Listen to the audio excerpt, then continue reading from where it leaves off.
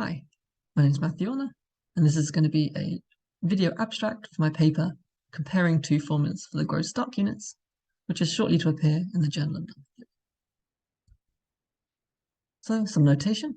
We're going to let f be a totally real number field, h some finite abelian extension of f.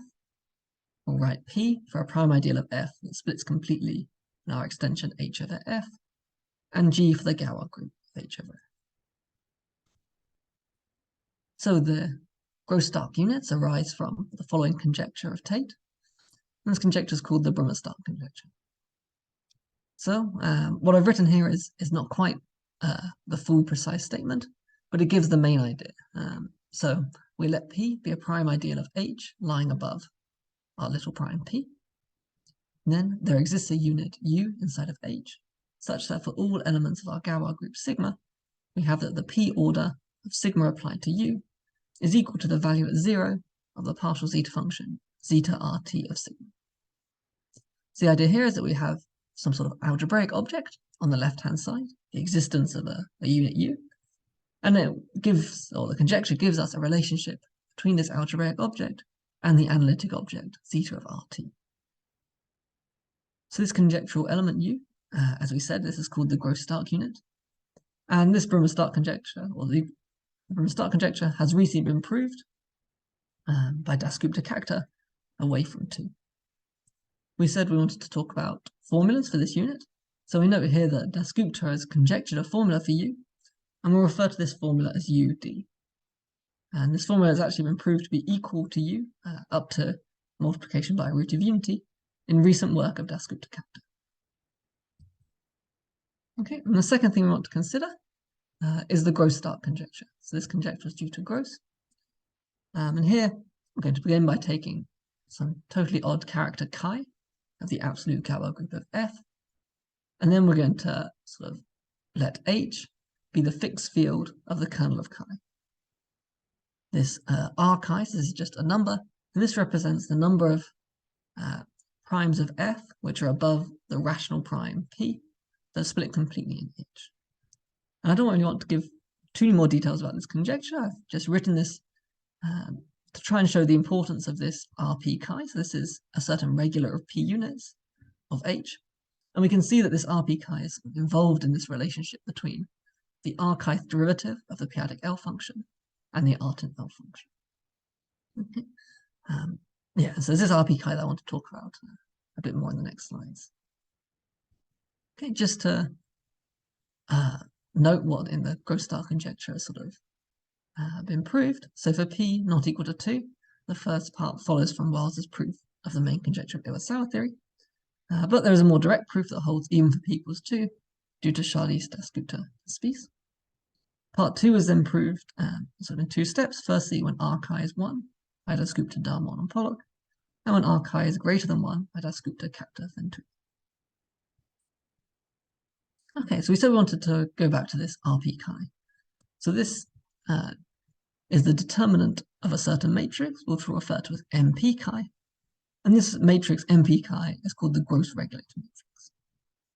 Dasgupta, Spies have conjectured a cohomological formula for the principal minors of this matrix MP chi. And the way this is interesting to what I said earlier is that the diagonal entries of MP chi relate explicitly to the Brumer-Stark unit. Okay, and so now we want to give a little bit of notation here. So I'm just going to say that diagonal entry of MP chi, which are referred to as MP chi sort of P comma P, this is equal to L of U, where U is our Brumer-Stark unit. Here this L is a very explicit and easy to write down thing, but just for saving time, I've just called it L here. Now we're going to denote Dasgupta Spies' formula for the diagonal entry, so for the 1/1 minor, effectively, as L of ds. And in their paper, they conjecture that this L of ds should coincide with Dasgupta's formula for the Brumer-Stark unit. So we should have L of ds is L of ud. The main result of my paper is that this conjecture, the Dasgupta Spies stated, is correct when F is a cubic field. So this already been considered when F was a quadratic field, but the higher, sort of anything higher than quadratic was unanswered. So this makes progress in this direction. It's worth saying here that the fact that these two formulas coincide is not trivial, in the sense that their constructions are of very different natures. As we said, L of ds, this is a cohomological construction, so it's built entirely in group cohomology, whereas L of ud is some explicit p-adic integral formula.